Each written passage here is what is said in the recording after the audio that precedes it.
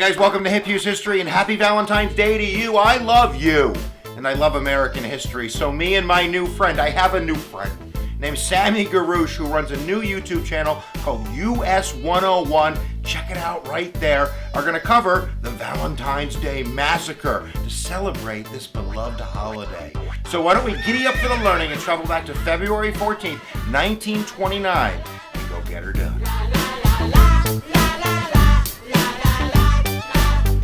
Guys, I get to do a little backdropping with you because context is very important. And then Sammy's going to get to do the fun job of the actual bang-up massacre. So in order to really understand the conditions in Chicago in 1929 where the massacre occurs, it's important to understand the significance of the 18th Amendment. Write it down. It's on the exam. It is. It's on the exam. January 1919, we're going to prohibit the sale of alcohol and the manufacturing.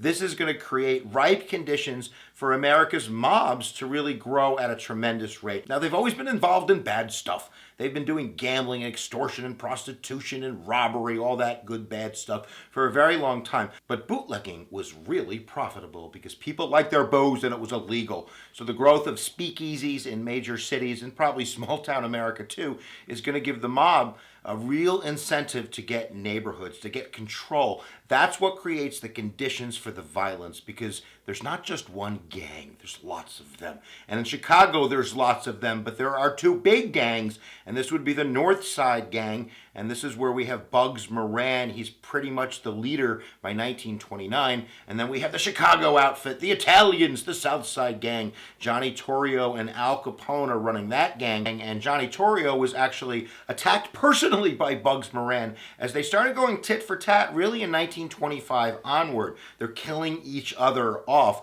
and the leader of the South Side Gang, Johnny Torrio, was personally attacked by Bugs Moran. The gun misfired as the cops got there and he got away, and he was like, I'm going back to Sicily. And that's where Al Capone really took over that gang, and he made it his mission to get Bugs Moran, which is going to create the conditions for the Valentine's Day Massacre. So kids, boys and girls, nobody's innocent here. And I think it's important to understand that America was already kind of having snake eyes at Prohibition. They were seeing the violence, especially 1925 and afterward, as we see this uptick in violence. Not only is America starting to associate violence with Prohibition, but they're also starting to look at the mob with kind of a closer eye as well. But not that close. We're going to save that for February 14th, 1929. Now, Sammy, I'm about to pop down. And when I pop down, I don't care how you come in the shot, but you better be in the shot. All right, we're going to test this.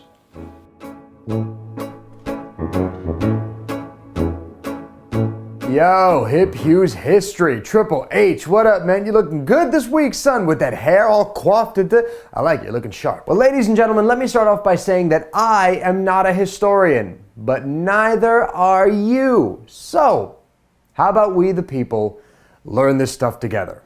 My name is Sami Jarroush, the host of US 101, a weekly show that discusses American history. I also happen to be a resident of Chicago, Illinois, which means I am only a few blocks away from where the St. Valentine's Day Massacre took place. And I was gonna go film at that very spot, but it is February in Chicago, which means it is very cold outside. Anyways, this event, which took place on Valentine's Day, February 14, 1929, happened at the most perfect location that a massacre could happen at.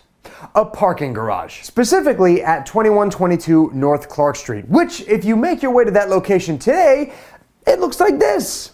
It's a quaint little neighborhood with a yard and an apartment building that looks very nice, and it happens to be steps away from the Lincoln Park Zoo. So here's how it goes down. At 10:30 in the morning on February 14, 1929, four guys from Al Capone's crew, two of which are dressed like police officers, come bursting into this garage and they say, hands up, it's a raid. And the reason they go to this garage is because the men that are there this morning are associates, let's say, of Bugs Moran, who was a rival of Al Capone and was using this parking garage for let's say, legitimate business dealings. So Capone's guys, they bust into this garage, they say, "Up against the wall, you mugs." I imagine that's what they said, 1929, it makes sense. So they line them up against the wall, and instead of doing what guys dressed as police officers should do, which would be, read them their rights, arrest them, frisk them, make sure they don't have any weapons, nope, they line these guys up against the wall and proceed to fill these people with so much lead that Superman wouldn't be able to see through it. So let's go to the stat sheet. Time for a body count, ladies and gentlemen. Who did Capone's crew kill? Well, first off, they killed the brothers Frank and Peter Gusenberg,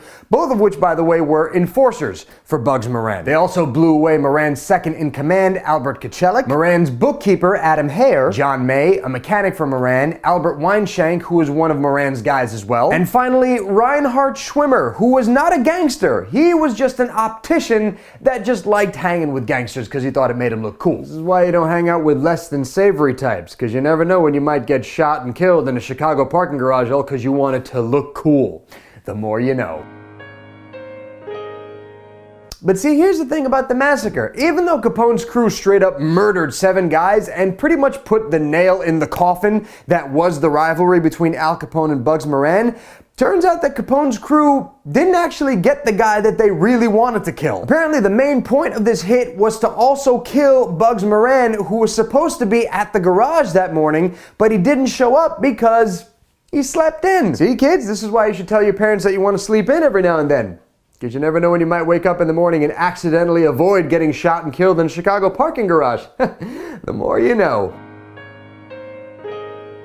Following the massacre, Moran was pretty much finished as a gangster, okay? He'd already lost a lot of top guys, and because it was so easy for Capone's crew to find so many guys of his to kill, he pretty much lost respect in the city. If you could kill his guys that easily, imagine how easy it would be to take over his territory as well. But there is one part of the story that sticks out to me more than most. So Frank Gusenberg, one of Moran's enforcers that was shot in the parking garage, body riddled with bullets. Turns out he didn't die in the parking garage, okay? He died 3 hours later. This is a tough bastard. So prior to him dying, police figure, I guess now's as good a time as any to ask who shot him. I mean, he's still alive. He saw the whole thing happen. So police question him. They say, "Who shot you?" And Frank Gusenberg looks at the cops and goes, "No one shot me." See?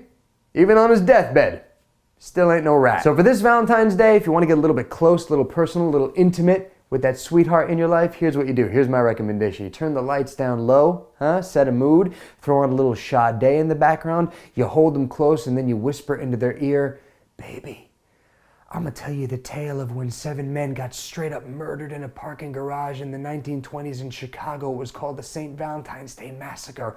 It was a bloodbath." Clothes instantly coming off. All right, that's my time, guys. I'm gonna throw it back to Hughes, but if you are interested, I would love it if you subscribe to US 101. New episodes come out every single Tuesday, and be sure to check out our Facebook page, facebook.com/USA History 101. On that note, thanks for watching, and I am all done. Now I go to the left, because that's how I end all my episodes. I'll see you later, Hughes. Peace out, homeboy.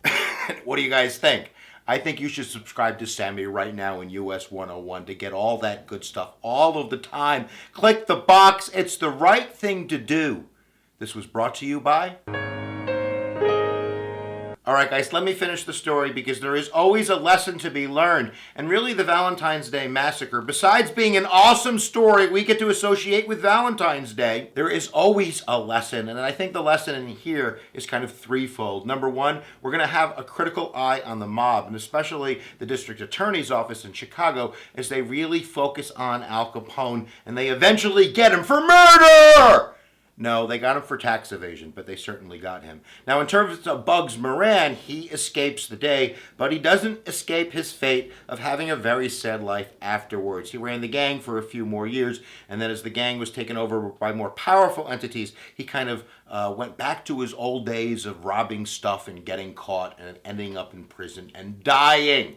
So kids, don't be a mobster because you die in prison. And then I also think the other lesson is that this is really a tipping point in terms of the public's attitude about prohibition. That is, this is what we get with prohibition. Maybe prohibition isn't worth it after all. And the mob's image? Not so good after the Valentine's Day Massacre. Now, why don't you grab your loved one, give them a kiss, and whisper sweet nothings into their ears? Why don't you whisper they should subscribe to Hughes History? And then why don't you go both do that right now? Wouldn't that be nice? So I want to give a shout out once again to Sami. You did an awesome job, my friend. I'm so glad that you joined the YouTubes so we could tell a story together as I give everybody another chance to click the box. That's what I'm doing right here. All right, guys, I'm going to say it because I believe it with all my heart, and I say it every time I do a video. Where attention goes, energy flows, and we'll see you guys next time that you press my buttons.